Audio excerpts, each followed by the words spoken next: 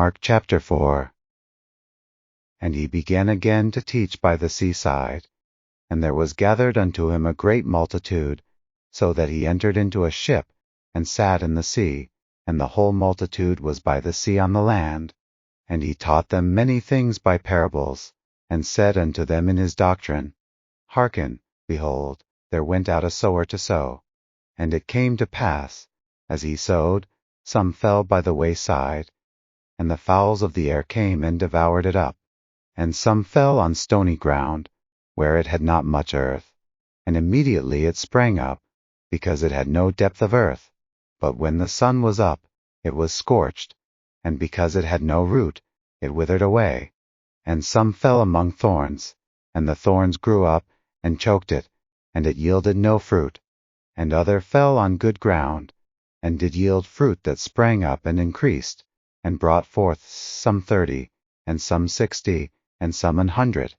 And he said unto them, He that hath ears to hear, let him hear. And when he was alone, they that were about him with the 12 asked of him the parable. And he said unto them, Unto you it is given to know the mystery of the kingdom of God, but unto them that are without, all these things are done in parables, that seeing they may see, and not perceive, and hearing they may hear, and not understand, lest at any time they should be converted, and their sins should be forgiven them. And he said unto them, Know ye not this parable, and how then will ye know all parables? The sower soweth the word. And these are they by the wayside, where the word is sown. But when they have heard, Satan cometh immediately, and taketh away the word that was sown in their hearts. And these are they likewise which are sown on stony ground, who, when they have heard the word, immediately receive it with gladness, and have no root in themselves, and so endure but for a time. Afterward, when affliction or persecution ariseth for the word's sake, immediately they are offended. And these are they which are sown among thorns, such as hear the word, and the cares of this world, and the deceitfulness of riches, and the lusts of other things entering in, choke the word, and it becometh unfruitful. And these are they which are sown on good ground, such as hear the word, and receive it, and bring forth fruit, some 30-fold, some 60, and some 100. And he said unto them, Is a candle brought to be put under a bushel, or under a bed, and not to be set on a candlestick?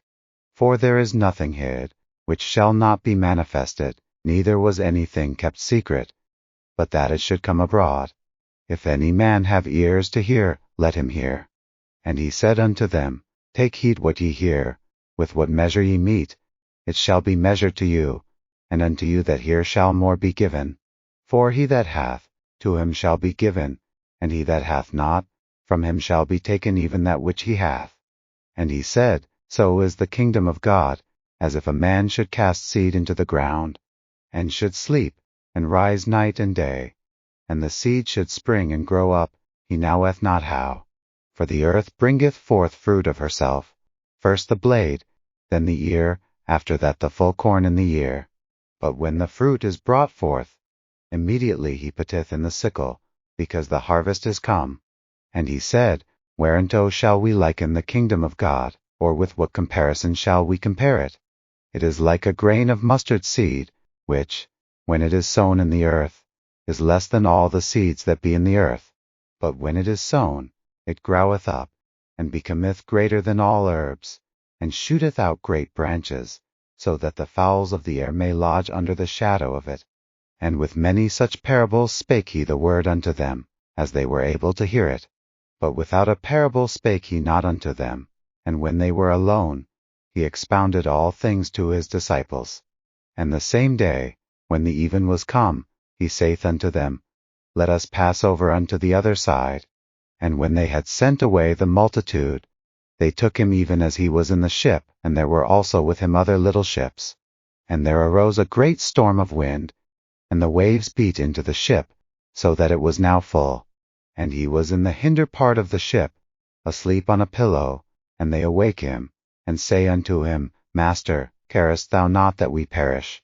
And he arose, and rebuked the wind, and said unto the sea, Peace, be still. And the wind ceased, and there was a great calm.